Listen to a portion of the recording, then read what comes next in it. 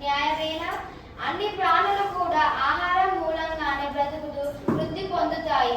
ఈ పావురం నాకు ఆహారం కాకపోతే ఆకలి బాధతో నా ప్రాణాలు పోతాయి. అట్లయితే నా పిల్లలు భార్య కూడా బతకజాలారు.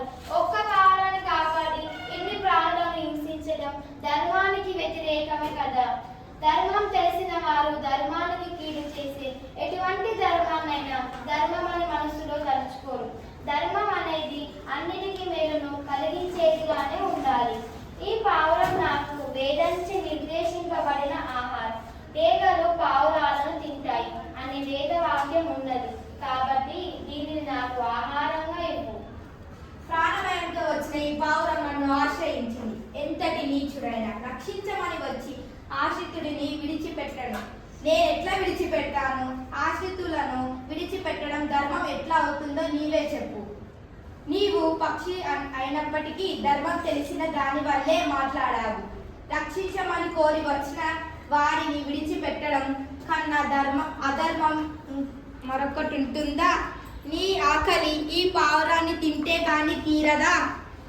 నీ ప్రయాణం ఆహారం కోసం అయితే ఇప్పుడు అడవిలో ఎన్ని జంతువులు లేవు. ఏళ్ళు, దున్నలు, పందులు, పక్షులు మొదలైన వాటి మాంసాన్ని నీకు దీనికన్నా ఎక్కువ పెడతాను. ఈ పావురం మీద కొంచెం దయ చూపవా?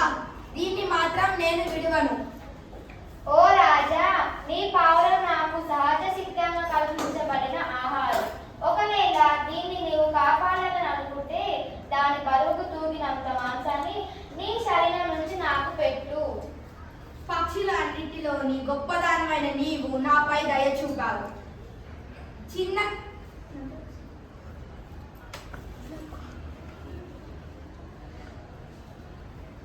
తొడలోంచి మాంసం తీసి కోసి పెడుతున్న శిబి చక్రవర్తి. ఎంతకీ పావురంతో సరితూగకపోతే తక్కెట్లో తానే కూర్చున్న శిబి చక్రవర్తి.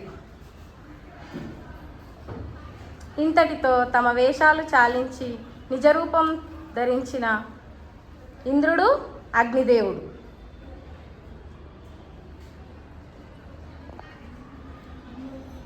శిబి చక్రవర్తి నీ కీర్తి ఆచంద్రార్కం వర్ధిల్లాలని దీవిస్తూ వెళ్ళిపోయిన ఇంద్రుడు, అగ్నిదేవుడు.